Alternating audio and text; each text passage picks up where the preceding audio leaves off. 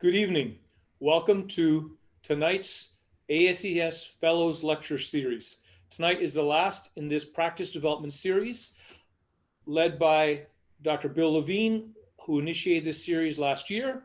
Dr. Samar Hassan and myself as education chair committees are pleased to present diversity, equity, and shoulder and elbow surgery. Tonight's session will be led by Dr. Sarah Edwards. She will introduce the panelists. If you have questions, concerns, or comments, please use the chat room. With that introduction, Sarah? Thank you. Thank you, Rajan. And thank you everyone who's joining us at home tonight or at work. I'm still at work. So we are really pleased to have you here to talk about this topic. It's been obviously a big thing on the national scale as our whole country is facing these issues with diversity and equity. It's clearly an issue in orthopedic surgery, and we're going to talk a little bit about that, as well as some of our experiences. Being a bit on the softer side, of the topics, not such a hard didactic lecture, we want to encourage audience participation. So please send your questions through the chat room and feel free to share experiences that you've had. We'd love to hear them as we go along. And I'm also going to introduce my fellow panelists. There's Kate Vidasi from Greenwich, Connecticut, as well as Oke Anakwenze from Duke. All of us are shoulder and elbow surgeons, obviously. We're all friends. We're Columbia fellows, so there's a little bit of inbreeding here in this group. We've been colleagues for a long time, but all of us represent one of the minorities in orthopedic surgery. So we are going to talk about our experiences. So thank you. So why is diversity and equity important, particularly in orthopedics? And I'm really proud of this picture. These are our residents here at UCSF, and we have one of the most diverse group of residents, which is really exciting, but this is a screenshot, of them. But orthopedic surgery still lags behind all other surgical subspecialties in terms of ethnic and sex diversity. We know that in the United States, the composition of medical students, women are up to 48%. And 33% of medical students are minorities, and that includes underrepresented minorities as well as Asian and Pacific Islanders. And this shows a little bit of the transition in the orthopedic realm. And this is a picture of my all-female team in the ortho, in the OR the other day. So you can see me on the bottom. We're recreating the New Yorker ad where we look like a surgeon. But there was a great transitional study where they looked at surgical residents in 1970, and they found only females made up about 6.7%. By 2001, women were up to 38% of the residents in surgical specialties. Ortho residents, on the other hand, during that time went from 0.6% in 1970 up to 9%. So we're still really lagging the rest of our surgical colleagues. The ethnic composition in orthopedic surgery is traditionally white. Our minority representation, African Americans is about 3.2%, Hispanics 3%, and Pacific or Asian American and Pacific Islanders are only about 6%. Okay, so still very low. So why does it matter? Why do we care who's in our field? There's lots of disparity research coming out, and that's been published in the last 10 to 15 years. Number one, showing that minority groups are much more likely to practice in underserved areas and improve overall access to care. And the increasing diversity is felt to be a really important step to improve patient communication. There's been a lot of studies in the arthroplasty world showing, minorities are 50% less likely to be offered surgery than white counterparts. It's really fascinating when you start breaking it down. And this is a whole field of research. We were just talking about it. I noted before we joined on the call, I spent this afternoon, I operated most of the day, and then I had to run and do some sports physicals. And I help at a junior college, and a lot of the kids coming in there are underrepresented minorities and from lower income families. And of the 6 sports physicals I did, 3 of the kids had shoulder instability in high school, and all 3 of those young men had never seen an orthopedic surgeon for that. So they hadn't, not only had they not been offered a surgery, but they just didn't even have access to see an orthopedic surgeon or had been counseled to see one. So I think that's an important thing, and that's why we want to increase our numbers. In 2002, the Academy of Orthopedic Surgery identified the paucity of women and minorities in ortho as a critical issue to be tackled. So that was one of their primary goals going back, 20 years ago. So how have we done in 20 years? So women have increased in our specialty. So from 2006 to 2015, the number of residents in training went from 10.9% to 14.4%. So we are slowly increasing, but the rate of increase of women in orthopedic surgery was significantly lower than all other surgical specialties. So it is not rising at the same proportion as women entering the field of medicine. So we're still lagging behind. And again, this graph was in one of the Yellow Journal articles about it. But again, it shows, here's orthopedic surgery, the sad blue line at the bottom, because we are the lowest representation of women of all surgical specialties by year. So that is something we'd like to change. So overall, the number of women are increasing, but again, it does not reflect the proportion of female medical school grads. And we have the lowest percentage of women in training for the last 5 years compared to other surgical specialties. So despite there being a push and an acceleration of people trying to increase women in the field, we're still really far behind. So orthopedic surgery, if that was the good news about women increasing a little bit, on the diversity side, we had the greatest percent decrease in minority residents over that time period. So from the time the Academy made a push, we need to increase our diversity, we've had the greatest decrease in minority residents in our country, or of all the surgical subspecialties. And we actually have the lowest representation of minorities in our field as well. So our field continues to be extremely underrepresented. We again had the largest decrease in minority residents. We are the least diverse surgical specialty, and we have the smallest representation of African American, Asian American, and Hispanic members compared to all other specialties. So we're doing a dismal job at increasing our numbers. Again, we've had an average decrease of about 3.8% a year. There was noted to be a small but significant increase in Hispanic members. So that's one positive light to shine. So it's hard to know why those numbers are going down. So why aren't we seeing an increase? It doesn't seem to be at the residency acceptance level. So the admissions are consistent with applications. So people that are applying in orthopedic surgery that are underrepresented minorities or women are actually getting in. But it's people are not applying. So that's a pipeline issue. It's people are not being exposed in medical school or being turned off in medical school to going into orthopedics. There appears to be some of the theories as to why that is, just a potential lack of exposure to musculoskeletal and orthopedic rotations in medical school. Some med students go through and they never even rotate on orthopedics to see what it's all about. There are still negative perceptions about the lifestyle, particularly potentially to female applicants that think it's not family friendly.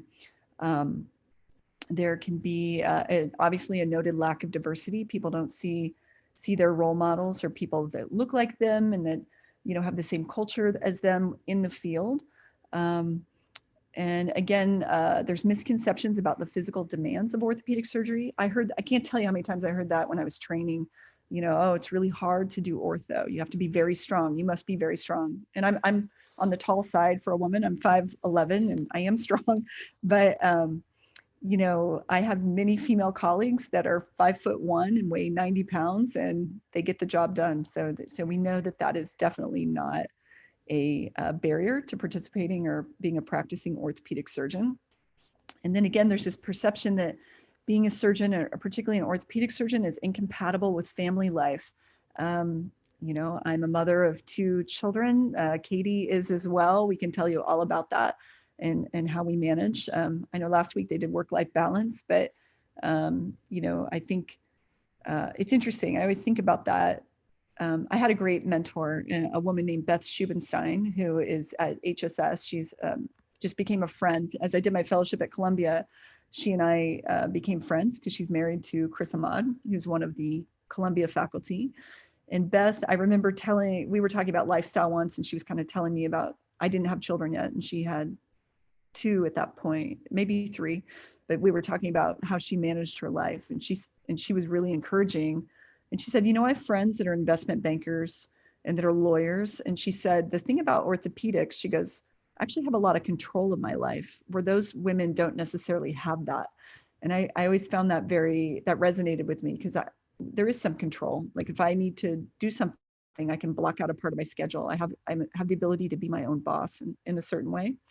Um, so she felt like she had more control and autonomy than other people. And I've noted that as well, that misconception, because as you go through, I have friends that are pediatricians that go to clinic at 8 a.m. and work all day and do these night clinics. And, they work more hours than I do for way less compensation. And it's, so there's this misconception, I think, that having a surgical career dooms you to no family life. I don't think that's true at all. The other point is that, this idea of mentoring or role models. So when we don't have that many people in the specialty themselves, the medical students look up and they don't necessarily see people that look like them or that they want to be like. So 82% of med students state that their role model was the biggest influence in their chosen specialty. And this is a picture that I took recently, or it was not this COVID summer, the summer before. I have a group of high school girls that comes from a school in town, and they follow me around. They do 2-week blocks, and they see what life in surgery is like and what my life is like. And so I have a great relationship with this school, but I think it's important for us as orthopedic surgeons to really reach out and mentor young men, young women, whatever we're doing. I usually have a flock of young men too, so I don't discriminate based on gender who's following me, but I think it's great to show people what the life is like, and then it can be very doable and manageable. These targeted outreach programs, such as the Perry Initiative, which is where, if you don't know what that is, that's where it was initiated by actually Lisa Lattanza here at UCSF, who's now the chairman at Yale. And she developed this program where we go and we educate young women about orthopedics, going down to as small as grade school level. So I'm doing one in a few weeks at one of the schools here in San Francisco that's actually in session. We're going, and I believe there's 7th graders, all right? And we've done that. We just did one recently for high school girls. So we're going down to that level to show young women these careers in STEM are possible. The Nth Dimension is a similar program for medical students that works with underrepresented minorities. And we're really proud ASES this year is going to be hosting, we're the first subspecialty organization in orthopedics that will be hosting Nth Dimension candidates. So they're underrepresented minority kids that get mentored. They come for the summer. They spend a summer with you. They do research. They do clinic. And we actually at UCSF have a 2nd-year resident right now who was fed in through the Nth Dimension program. So she and I've had some great discussions about what that experience was like for her. And she's an orthopedic resident now. So, these programs do work, targeting the pipeline and getting the word out there about our specialty. So some other barriers to women entering the field, as well as minority patients, is there's a negative perception about the promotion of women in orthopedics, and that's been is thought to have led to a decreased interest in orthopedic surgery. And there is some truth to that. There's also, they found that minority medical students had that same perception that, well, maybe you can get in, but then they didn't see many leaders. I do think, I'm very proud, we're seeing more and more women become chairman around the country. So I put a picture up of our own Lisa Galitz, who was the first female chairman in the United States. And she's obviously a very esteemed member of the American Shoulder and Elbow Society. And she is the chairman at Mount Sinai. So it's exciting. And she is a great representation in our field. Nope, hang on, I'm not able to advance my slides. Sorry. Let me just flip this. My Zoom is blocking me out. There we go. Okay. So, our goals as a society really are to, in the pipeline, work on encouraging those that are minorities in our field to participate, as well as those of us that are in the field already really need to be active role models with an effort. We need to have an active effort to increase diversity in our programs. And so, if we've identified this as important, which we have, we need to start, when they're young. We need to start at the grade school level, the high school level, the college level, encouraging these young men and women to, pursue medical school, to pursue, not that they all have to become orthopedic surgeons, but to, show them that this is a great life and a great field of medicine. So, and I just want to briefly touch on the current membership of the American Shoulder and Elbow Society. So in our active membership, we have a lot of room for improvement. We currently have 10 active female members in the United States. Dr. Badassi and I are 2 of the 10. So you're meeting a 5th of us tonight. And we have 4 active African-American members. So OK is, 20 in the 25th percent there. So, again, lots of room for improvement. When we run the numbers against the total numbers of members of ASES, it's actually very consistent with the percentage of people in orthopedics. So it's not the ASES, it looks bad when you're there. You go to the meeting and you see very few women, but we're a smaller society. And so these small numbers are actually proportionate to our numbers. So thank you for that. And I thought now we just kind of open it up to discussion, and I'm going to reach on my panelists here. So I'd like to start with who wants to go first? Okay, you want to go first, or Kate? I don't care. Okay, you want to go? Sure. All right. So one thing we want to discuss is really, I want to talk to, okay, I just want to hear your story. Like, how did you get into ortho? Who were your role models? How did you decide to go into this field? And then if you had any barriers you felt as a trainee or barriers as an attending, and I would appreciate if any of you listening out there would want to contribute, you can share your stories with us. So please raise your hand or, but okay, you start. Let's hear it. Sarah, can you stop sharing your screen? Oh yes, sorry, hang on. There we go. Yeah, thank you, Sarah. That was a really great presentation and covered a lot of ground. I think for me, I come from an immigrant family. I lived in Nigeria for a part of my childhood. So, when I came to this country, I sort of felt like I could do. Sorry, that was Ben Ma, and I thought he needed to come and say hi. That's my partner. Well, it's all right. He's a member of Shoulder and Elbow Society too. Anyway, please go ahead. Yeah, well, I just I went into medicine because I wanted to make a difference. My family sort of told me that I could do anything I wanted to do, and they being sort of immigrants in a way, hadn't been hardened by the American experience, and sort of benefited me in a way because at that age I just felt like whatever, I was just one of everyone else. So I was fairly happy-go-lucky. Wanted to be a cardiologist, and went through undergrad, and in med school, I liked anatomy. I went to Mayo Medical School. I really liked anatomy, and decided that I wanted to be a surgeon, but I wasn't sure. I was very restless. I didn't have a lot of hobbies.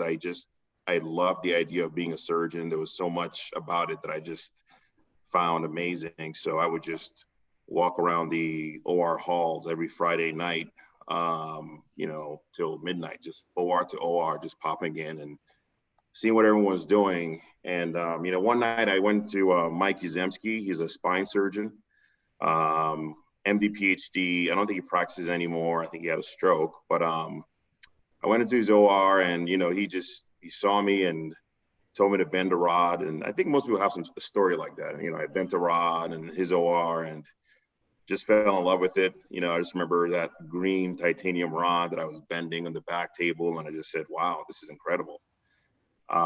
So I felt like, okay, I want to be an orthopedic surgeon. This is it. Work hard, do as well as you can on your boards, et cetera. The same story. But Mike Yuzemski, I feel like the older I get, the more I realize sort of what he was trying to do. And, he really sort of took me on as a mentor. He had me in his lab for 3 months, and, he was mentored by Augustus White, who's a very prominent African-American surgeon. I think he was the first medical student at Stanford, and he was the surgeon in chief at Beth Israel and first orthopedic resident at Yale. So through his mentorship by Dr. White, he sort of developed an understanding of, the disparities and the need to mentor young people. And, I'd say certainly at that time, I had never interacted with an African-American orthopedic surgeon, at Mayo Clinic. So he was sort of my main mentor. And, Peter Amadio was a hand surgeon who also sort of took me in.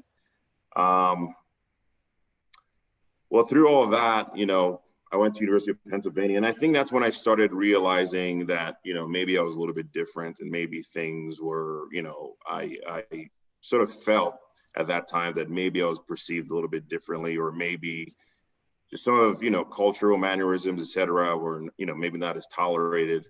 And that was a huge sort of moment of clarity. It was sort of 5 years of this intense environment where I felt very different from everyone else, and I felt so out of place.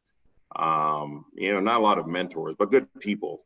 But I had a few mentors. Dr. Wells, he was a pediatric surgeon, and he helped me, and he tried to help me become more self-aware. He tried to help me sort of say, hey, like, this is how you're perceived. This is, how people are going to look at you. Like, you can't speak loudly. You can't, talk to a nurse impatiently. You're going to be looked upon as being a very aggressive person. So, that was the start of, my long-term learning experience of just sort of learning to adapt, as a Black man, but also as a human being. And I developed a passion for shoulder surgery, just because I found it very intellectual. I like to research. And same thing as medical school. I just felt like I have a right to do whatever I want to do, and I'm just going to do what I want to do. And, certainly there were some stumbling blocks and some things that were fairly difficult to residency, but, I got into Columbia. I met Dr. Levine when I was, I think, a second or third year medical student.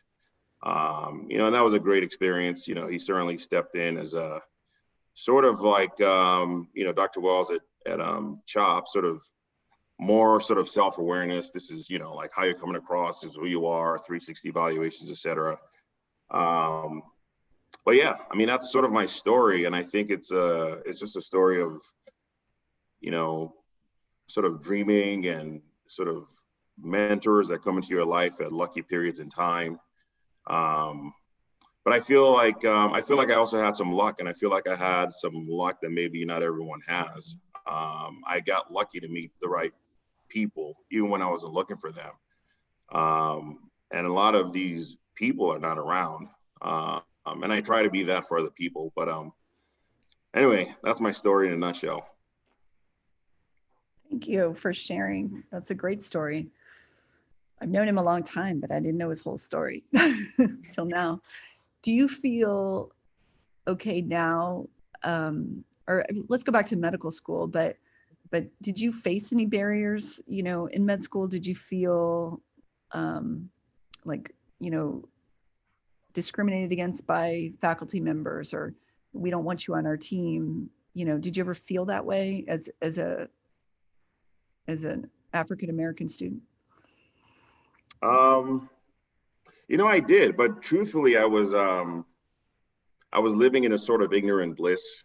I certainly remember my meeting with, I don't want to say the title because I don't want to expose anyone, but my meeting with someone of prominence who had a lot to do with my application, and he looks through my record, and his response was, man, like, wow, you've done a lot. You could have been a gangster in Crenshaw, and here you are. And I would never forget where I was sitting and hearing that and just feeling like, wow, this is who I am to this person. Like, he literally does not know anything about me, like zero, but he associates me with being a gangster from Crenshaw.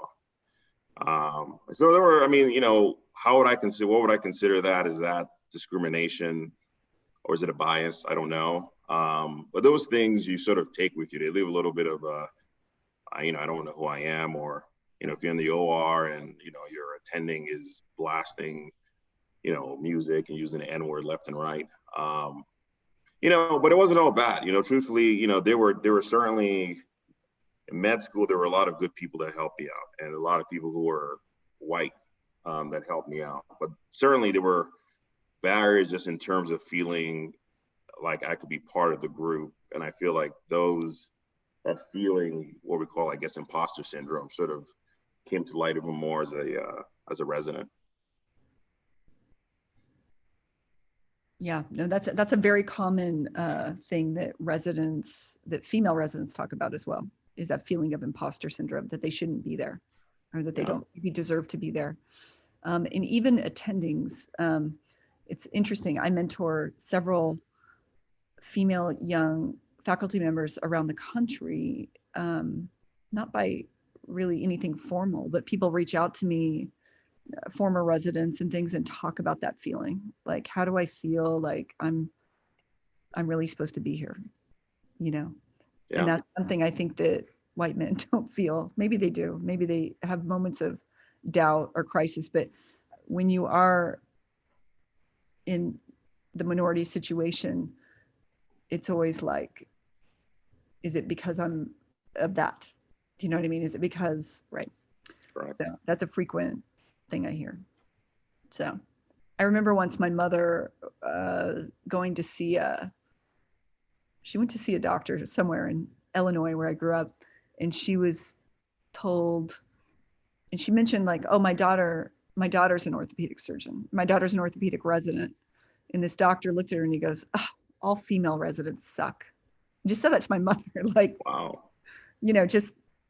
So my mom called me upset. I'll never forget it. And she's like, can you believe he said that to me? And that all female resident, like, who would say such a thing? And you don't suck. And I'm like, of course, my mother's never seen me operate, but I'm like, no, I don't, Mom. I think I've got skills. but it's just interesting because there's that sense that you have to fight that. You have to fight that perception. Right. Yeah. And, right. You just have to, at least for me, I just sort of, I had to sort of, prove myself to myself first. And that took a lot of years of just sort of working overdrive. And, you're just on this, and it's not really healthy in the long run. But I feel that that's where people like you come in and people like me come in to sort of try to encourage younger people who are, I know are feeling that way, and just saying, hey, you can't win all the time. And if you lose, it's not because you're worse. And, it's just, you deserve it. Just take advantage and do your best. That's great. All right, Kate, you're up, girl. I'm up. So, Bill would be mad at me for calling you a girl, by the way. She's up, Bill. I'm never mad. My story, I think, is a little bit different, but in high school, I had the opportunity to work with the orthopedic surgeon as sort of an internship. And he, Dr. Cheveria, a hand surgeon who basically was the orthopedic surgeon who took care of our high school. I spent a semester with him. I got to operate with him or go into the operating room, which, for a high school student was pretty cool. And at the end of that, I decided and was determined that that's what I wanted to do. And I also really wanted to go to Dartmouth for college, and that's where he had gone. And so for a number of reasons, I sort of looked to him as a role model. And even to this day, I still consider him one of my role models. And one of the coolest moments was when he called me a couple of years ago and told me he had a complex elbow, and he sent it down to me from Western Mass and asked if I could operate on the guy. And I was like, wow, this is pretty neat. I've looked up to this guy for, without dating myself, many years. And he continued to be my role model through undergraduate and even going kind of into med school. And he, encouraged me to get different internships in the summer and do research, and really was very thoughtful and always kind of encouraged me a lot when I don't think I had anyone else around me who was necessarily encouraging me that orthopedics was a great idea. Okay, med school, certainly in college, but not that I should really pursue orthopedics. And so he continued to be a very strong mentor. And then I got into medical school. And when I was there, he continued to encourage me. And then I realized, I wanted to apply to residency and I wanted the support in my medical school. And in fairness, and partly may have been the focus on the school, but I really had very few role models or mentors who encouraged me to go into orthopedics. In fact, pretty much none on a formal basis. They all thought I should really pursue pediatrics or possibly neurology if I liked orthopedics or rheumatology. And I really had no one who encouraged me. And, I still did the orthopedic rotations, and even the attendings who were all male really didn't, necessarily stop and take me under their wing and encourage me. And it was actually the residents who, interestingly, who are again, all male, who did encourage me. And they, said, we love what we do. You're going to love this. You already do love it. And you should pursue it. And so it was, even at that point, I don't think I had a role model who I necessarily related to 100%, because it was all pretty much all males. And not that you can't relate to a male, but I think when I look at the role models in my life, whether it's my parents or different doctors professionally, I think of them in two ways. And it's either, and sometimes there's overlap, but someone who I either relate to and kind of look up to in that regard, or someone who professionally I really look up to and aspire to be like. And so I think at that point, I really didn't have anyone who crossed both of those lines in orthopedics, who I kind of related to, that I knew I wanted a family, I wanted balance in my life in terms of doing a lot of things and having adventures, and also doing a career in orthopedics. And I don't think I felt that at that point, which was okay. I didn't necessarily, I still had my interest and my energy going forward. But I think I started to realize at that point, and maybe that's the time in life when you start to think about family and not just, your career. And so, I started residency at HSS and had a lot of different role models in different areas, but I think I still struggled to find those individual role models until I met, a couple who, Sarah had mentioned earlier, Beth and a couple of other females who I could relate to in terms of having family and still pursuing their dreams and having very serious careers that they, worked hard in terms of research and surgery and all components of it, but also very, very dedicated to their families. And that was kind of I'm not sure a turning point, but it was just I definitely noticed that change in the role models that I had. And then honestly, in my fellowship and meeting people like Sarah, who became a very big role model of how you can actually balance it, starting practice and doing everything else. But in fellowship, I didn't have any female role models, but I had three very dedicated attendings, I guess, who almost more than anyone I had met before asked me to sort of stop and ask myself what I wanted out of my career and what I wanted out of my family life and everything else. And that was the first time that I think I had someone really take enough time to go beyond just sort of encouraging me to do a paper or do orthopedics, but to really stop and say, what do you want out of this? And what do you expect out of this? And how are you going to make that happen? And that was kind of that next step of mentorship and role model. And I was, certainly always very grateful for that, that ability to sort of really stop and ask your mentees, your students, your fellows, to really ask what they want and what they need out of it, and ask them to pursue it and work hard and do that. And that was kind of an important step. So, and then from there, joining a practice and everything else, but your role models sort of, I think, change in life and what you need and want out of them. And now I feel like I'm in a little bit of a different position where now I can be that role model for others. And we had our committee meeting, here on Monday. And then on Tuesday, I had another Zoom with a group of high school students who all are STEM. It's their STEM program, and it's their medicine, their women in medicine, and the questions are asking, and how do you balance, and how do you do it? And it's neat to kind of come full circle and now be that role model for other students, and those are high schools. And as Sarah said, I work with middle school students and high school and college and grad students who are all trying to go, interested in medicine at some level, and we try to encourage them to orthopedics. And I think that that's such an important kind of impact that we can have, because I know that how important that was for me. Okay, that's great. Thank you. Thanks for sharing your story. Bill, I know you're not formally a panelist, but would you like to talk a little bit about your mentorship and how you feel? You don't have to. You can say no too. No. Well, I thought I'd ask a couple of questions though. Pop in, sure. So the three of you have had three different career paths.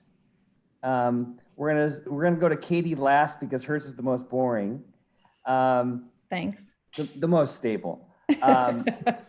Sarah has had the most interesting career path. That's a nice way to say it. And she started in academics. She's kind of always had a foot in academics, but you've had private practice. You've been, a two-person practice. You've been in a group. And now you're back at UCSF, rightly where you belong, so that you can mentor all those residents and fellows. But talk about how being a woman in this field has shaped some of those things. Some were in your control, some were out of your control. But can you share a little bit about how that has influenced your decision making? Yeah, well, a big part of my decisions, were being part of a dual income couple. So that was number one. I think a big part. So when I finished fellowship in 2006, I wanted to stick around with Bill. I was going to stay at Columbia. And then my husband had a very big job, and there was a push to move to San Francisco. So a lot of my moves have been, it's interesting having a two income job so I moved a lot for his job, and being a woman who obviously I have a big job too as an orthopedic surgeon, but there was still a tradition of being second to his job. So that was one reason I've had so many different moves. So there was a move to San Francisco, and then there was a move back to Chicago. And that was really on me because I wanted to, I really was dying to get into an academic role. So I went back to Northwestern where I worked and was very happy there for 4 years and had different types of leadership. And, I experienced some great things being on faculty there, but there were definitely some gender, I don't know how in depth to get without getting people in trouble, but there were things that were extremely not okay, from a what would be considered gender discrimination. And so sometimes you think, am I going to sit and fight about this, or am I going to change and just go to a different job? And I've always, unfortunately, I'm not a great fighter. I tend to just move to a different job, which is not great.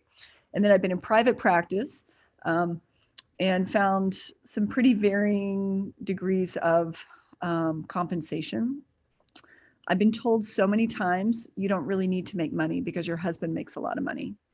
I've been told that, so many times, and that is wrong. Your husband, I at least 3 or 4 times, to the point, at one point I was like, I'm just going to lie and tell people he's out of work.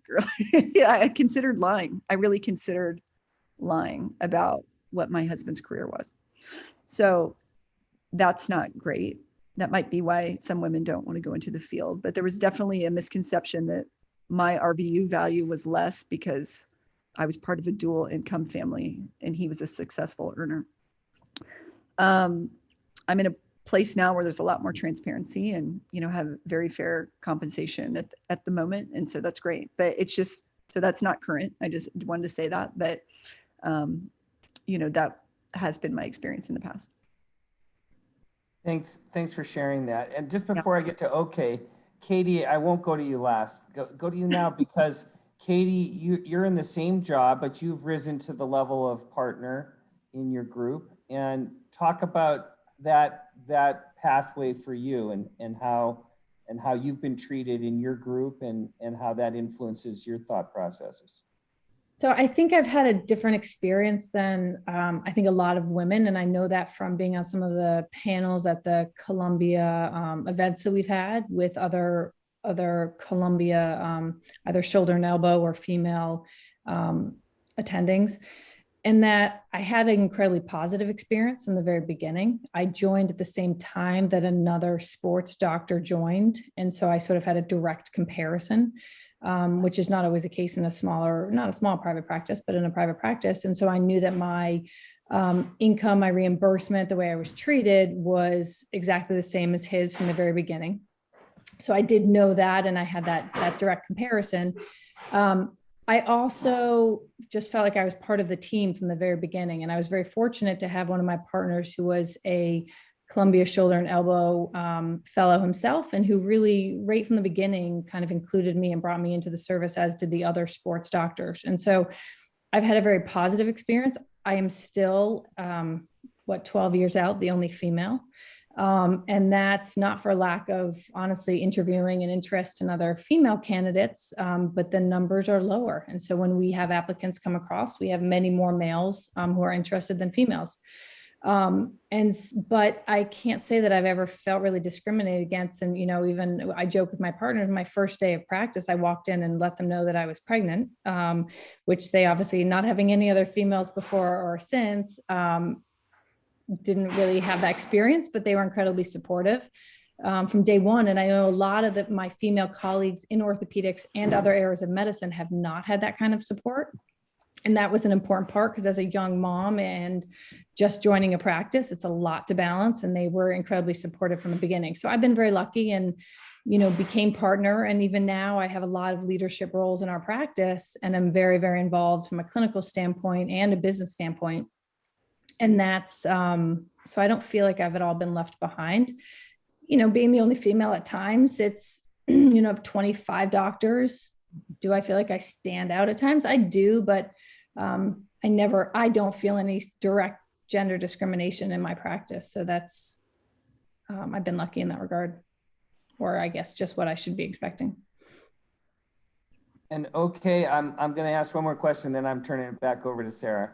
So, okay, you started out, you had 2 jobs in Southern California. You were at Kaiser, and then you were in your own practice, and then you came back into academics. And can you just share, first of all, being a Black, tall surgeon who has got that deep baritone voice has always been an interesting part of who you are. And how did all of those 3 experiences, how did being a Black shoulder and elbow surgeon influence your experience in those 3 different places? Yeah, I mean, I feel like, when I left fellowship, in my head, I felt, I felt that I wanted to go into academics, and I felt that I deserved to get a good job. I felt that I had one of the best records in the country. And, I just remember being just devastated emotionally when I couldn't get an academic job. And I felt to myself, like, what do I have to do? I feel like I've published.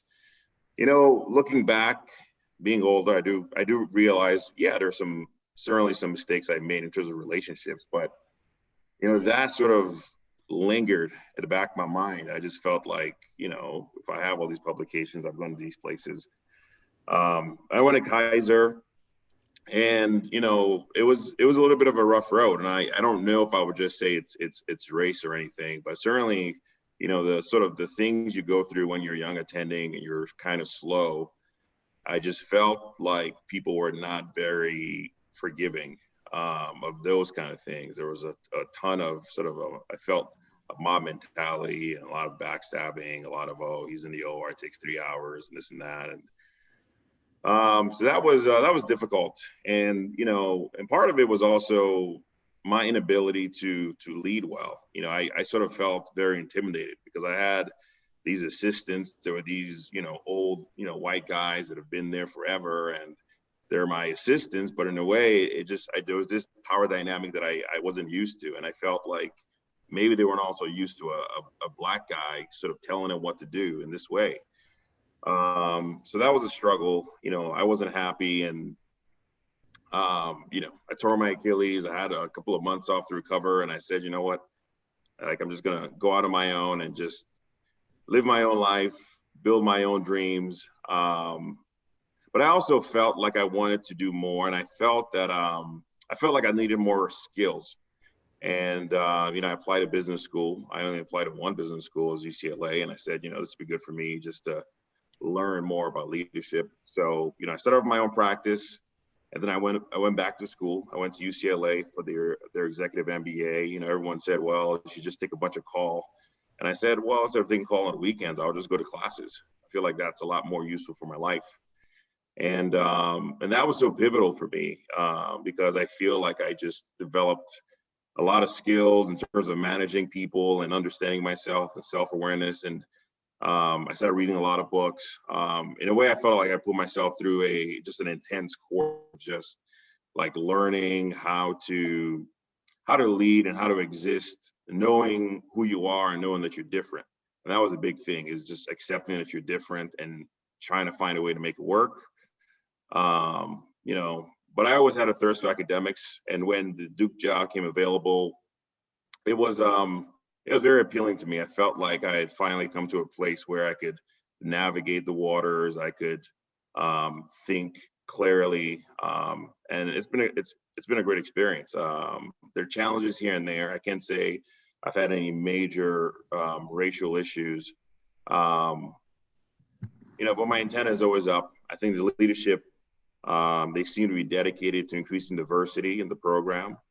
You know, I think as a Black man, you know, the one difference I probably have is I'm sort of very sensitive to any mistake I make. I don't want to make any mistakes. I feel like, oh, if I make a mistake, something bad is going to happen. So every now and then I talk to my chairman and we're talking about things, and he's like, why are you like freaking out about? And I just, inside of me, I feel like, well, I'm freaking out just because I feel like I'm always at risk. Like if someone could just say, hey, we don't want him anymore, or whatever it is. But it's been good. It's been great mentoring. There's, you know, I get a lot of African-American medical students, residents who come and spend a lot of time with me. It's good. My current job is good. It's not perfect, but I'm very happy. Okay, great. Thank you. Thanks for sharing. Do you ever feel okay, you know, as one of the few Black men in ASES, or just as a real leader in the field, that you have to represent at a higher level than most people, you know? Or do you get tired of being asked, you know, to be the representative for your race? Yeah. I mean, it is tiring. It's sort of like an extra tax, and obviously it's not compensated, which is, you know, a whole nother discussion. But I embrace the challenge. I feel like, you know, a lot of people have put up with more, and I love it. You know, I love what I do, and I feel blessed that I feel talented and I feel skilled to do it at a very high level. And I approach it every day like I want to put my best face forward, and I feel like whatever I do has an impact on the next person. You know, I was the first Black male ever hired at Duke. And we just hired another Black male, and it makes me feel great because some part of me feels like maybe I did a good enough job and they feel comfortable, you know, hiring someone else. And it sounds weird to say it that way. But then as far as the ask to do things, yeah, it's very tiring, and it's a lot, but it's also important. And I just feel like part of being a professional is, if you really love something, and you like, if you assume I love Duke, you have to be willing to just work hard for it. And if you love the idea of increasing diversity, you know, no matter how tiring it might be, I just say, well, you know, you just have to do it. You know, I've got to meet some guy on Saturday who's a Black guy interested in Duke. You want me to meet him? It's my birthday. You know, I don't really want to do it, but I thought about it I told him to give me a day to think about it. And I said, you know, sure, I'll do it. So. Well, that's good. I mean, I think that's really the summary. And for all the fellows that are plugged in right now, it's, you know, being a mentor for students of color or for women. All my mentors were men. There were no female faculty. Kate mentioned that too. Our mentors as women were men. Bill Levine's been my biggest mentor. He knows that. He's such and if you're one of the white men going into the field, being allies, you know, is being so important. I should have talked more maybe about allyship, but, you know, recognizing these issues is one, important, and two, you know, having your female faculty back, or your female partners back, having your you know, underrepresented minority partners back, making sure that those, just to be sensitive to the issues, to have awareness of maybe things aren't quite as easy for those people. I think mentoring the younger students coming up, male, female, whatever people are, but serving as mentors, whether you're a man, woman, whatever you are, but we need more of that.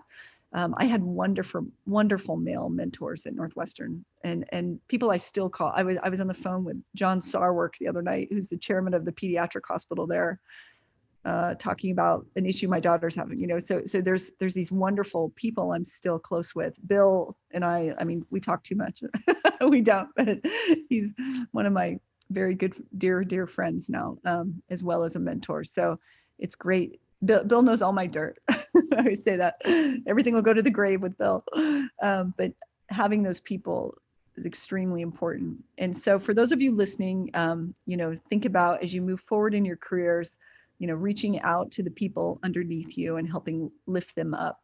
And that's also volunteering for these organizations, whether it be Nth Dimension. We had an enormous ASES response. We've got 23 programs interested in hosting an Nth Dimension candidate. I'm really excited about that number because that shows people care and are interested. So we want people to continue. All right, and any other questions from the audience, from the group? Kate, okay, do you have any other comments you'd like to make? Bill?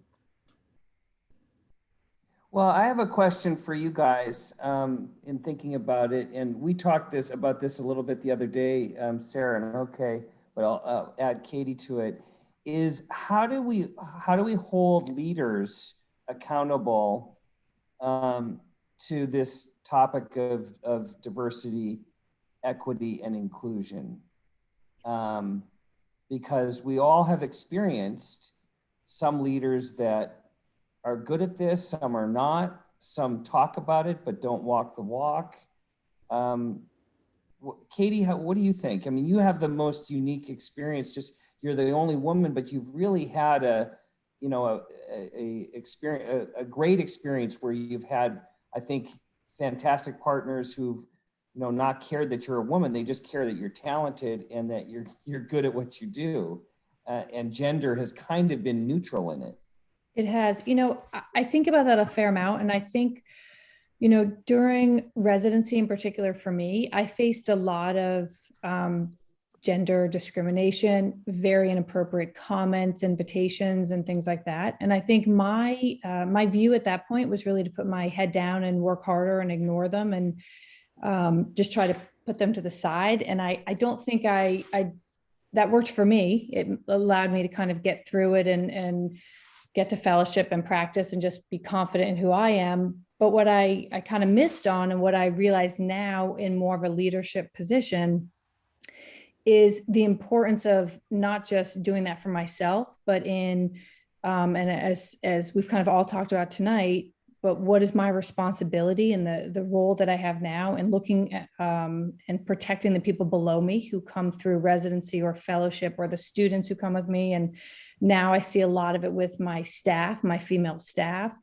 and that my job is not just to make sure that I survive an experience, but it's really, as a leader, to make sure that I am paving the road or providing a better experience for the students, the females, the minorities behind me who are coming up and who are entering the same field or even a different field.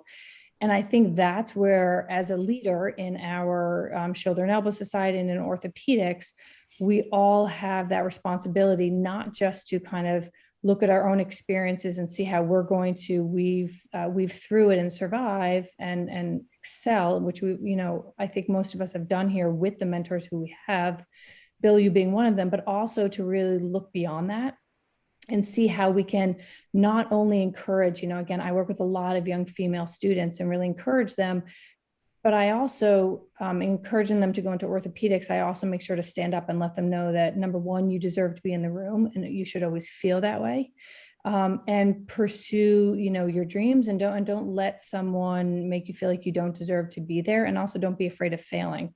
And so I've taken on that role very seriously myself. And I think that's the expectation we should have of our leaders in the society as well, is that they need to understand that they're not just there representing themselves, but they're there representing the other members, all the members of the society and of this group, and how they can, help support them. Dr. Mazaka, are you still on the line? Yeah.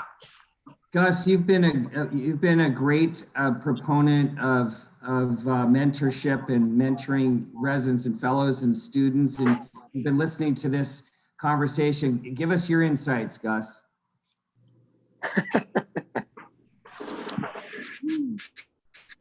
I think that probably more recently than I'd like to admit, I've become way more aware of this whole idea of implicit bias. I think that, I've been,